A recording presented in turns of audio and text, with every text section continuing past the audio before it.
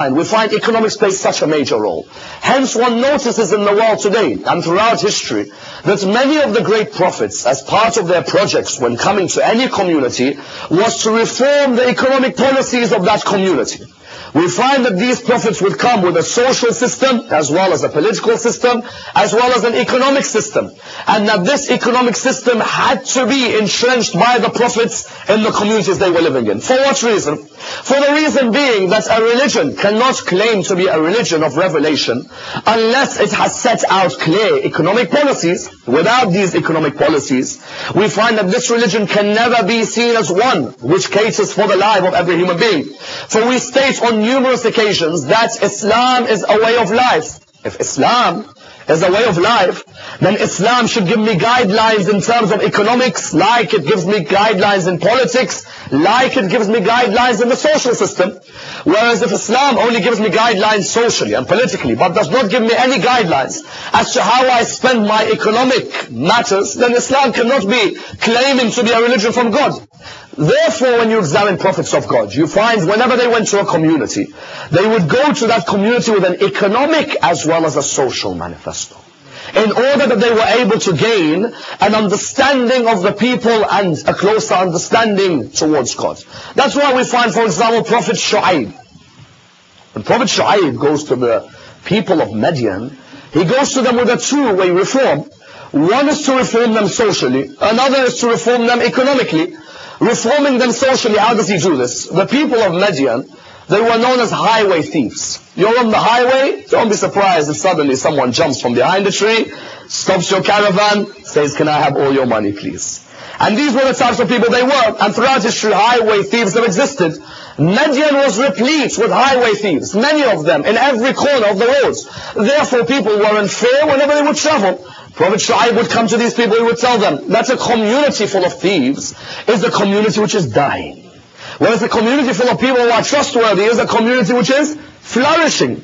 He would come socially, explain to them this idea. This was on the one hand. On the second hand, he came to perform economic reform. Which economic reform? The people of Midian were known for one thing. If you ask him for 1 kilogram of tomatoes, he gives you a box with half a kilogram and the other half is paper. And if you tell him, "I want this particular product designed for me in the best of way," he designs 3/4 of it in the best of way, and the last part he uses the worst of things. And he finishes it off for you and he goes, "There you go, I've done you your piece of wood, or I've done you your door, go away." Although he knows very well that he is a con artist, and that he has conned these people. Prophet Shoaib would come to them and say, economically, when someone engages in a contract with you, Islam has set out laws for every contract. And part of the laws when you engage in trade is that you do not cheat the other person. For everything you own is from Allah, and everything they own is from Allah. Whatever rizq we have at our disposal must be treated in a manner of fairness. You found that many of them did not listen to him. So Allah subhanahu wa ta'ala destroyed the nation. Instead of listening to Prophet Shoaib, many went against him, many harmed him, many tried to affect his followers. Allah destroyed the nation. Prophet Shoaib said to Allah, "Ya Allah, this my nation which you destroyed, can you tell me more about them?" Allah subhanahu wa ta'ala said to him, "Yes, of the nation we destroyed, 40,000 of them were, there was 100,000 of them. 40,000 were bad, 60,000 were good. We killed all of them." 40,000 were bad, 60,000 were good. We destroyed all of them. Ya Allah, why did you destroy a community where there were 60,000 good people and there were 40,000 bad? He said, because the 60,000 good never ever spoke out against the bad. Sometimes in our own communities we're also. And so what do you find?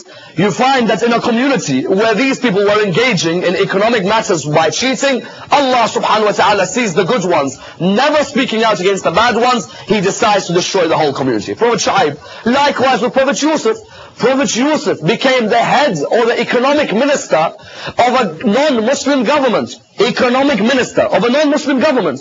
Why did the man employ him as economic minister? Because he recognized that within this prophet, there were the manners which allowed me to put him in power, and I could trust him. For when the prisoner had come out of prison, when he came out, he told the king, "I know a man who is a righteous man. He is in prison. We should employ him in charge of our affairs." The king brings him out, and the king employs him as what? The king employs him as the economic minister. Before you know it, the whole of Egypt's economic policy is shaped by a prophet of God. Because the man had seen a dream. The king had seen that dream, that I see 7 skinny cows which eat 7 fat ones, and I see 7 dry ears. When he comes and talks about this, Prophet Yusuf comes back, and what does he tell him? He tells him that there will be 7 years of happiness, but then 7 years there will be a drought. In those 7 years when there's a drought, when there's a famine, this is what you must do. You must store your wheat or your corn in abundance. Store it, and eventually you will find that the economic policy is a policy which looks after your country. And truly this was seen. Because there were times when the Egyptians were going into starvation. And indeed, this highlights the fact that Nabi Yaqub's sons came to him and they said to him, "Oh father, we hear of an economic minister who is a very good man." Of course, who is that man? Their brother. But they haven't seen him for such a long time. Yet when they eventually meet him, he looks after them and shows again that a prophet of God must look after and must set an economic system. Likewise, our Prophet Muhammad sallallahu alayhi wa sallam. Part of his role was what? Part of the role of our prophet was that he set out an economic system. Our prophet, as I will discuss in a couple of nights, set out a political system. Likewise, he set out an economic system. When setting out an economic system, he set one out before he was a prophet, and indeed he set one out when he was announcing his prophethood. Before he was a prophet, one of the greatest attributes of our prophet, and one of the greatest stories ever told about his life, was not after the age of 40. Rather, sometimes when us Muslims examine the life of our prophet, Rasulullah wasn't born at the age of 40. From 0 to 40, are you telling me this man, no one knew him? Surely there must be examples which he has set for us. And indeed, when Rasulullah has asked, what is the greatest moment in your life? What is the greatest achievement? He said, my greatest achievement was at the age of 20. What happened to you, Ya Rasulullah, at the age of 20? At the age of 20, Rasulullah engaged in a group that was known as Hilf al-Fudul, the League of Justice. The Arabians, when the people from Yemen would come, or people from Syria would come, or the people from Jordan, Persia, Palestine, they would all come to Mecca. Mecca was a central area for trade. When they would all come into Mecca, the Arabians were con artists, like the people of Madian. He tells you 1 kilogram of tomatoes, he's put half a kilogram, the rest is paper. He tells you, for example, I'm going to give you something in gold, he's just painted it yellow and given it to the person. And the person goes home thinking, he's got something in gold. Rasulullah at the age of 20, even before he announces his prophethood, joined these people in a League of Justice. And the League of Justice was what? The League of Justice looked after business transactions in Arabia. Any business transaction that happened in Arabia, Rasulullah was part of the group that looked after the rights of every business transaction, in order that no one left Mecca with a bad taste in their mouths. That when people would leave Mecca, they would leave Mecca by saying, yes, Mecca is a place of good reputation, it is a place where we engaged in good business. Rasulullah at the age of 20 was the member of this group, which looked after not only the rights of the employers in Mecca, but the rights of the employees. Why? Because Rasulullah recognized that Mecca was being controlled by aristocrats. And the aristocrats in power were looking to make the rich become richer and the poor become poorer. This whole system we may find some places in the world today, we find was in Arabia, especially controlled by a man known as Abu Sufyan. Abu Sufyan, many people come and tell me Abu Sufyan used to worship idols. I tell them I disagree. I, as a historian, disagree that Abu Sufyan worshipped idols. I believe Abu Sufyan does not worship anything, because he's too arrogant to bow down to something. Abu Sufyan, on the contrary, when he used to praise idol worshipping, done it for nothing else other than to make money out of it. Do you know why? When you make a person worship an idol, it's the lowest level of the soul, because the soul doesn't think for itself anymore. You're worshipping something which if you throw a rock on it, it will break. The soul is very low. And so what happens is in Arabia, they made sure that their idols were decorated. Many people would come from countries in order to come and give sacrifice to the idols. You come and give some food next to the idol. You come and give a drink to the idol. And you come and you put this sacrifice there.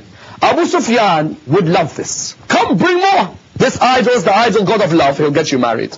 And this one is the god of, for example, hate, he'll make you hate people. And this is the person god of war. If you ever want to win a war, you come and put some bread next to him, and he'll make sure the war is won. What happens here is that many people would come. Now when these people would come, They would come, spend all their money on the idols and sacrificing the idols, giving to the idols. When you lose all your money, you've got to go to a loan shark, don't you?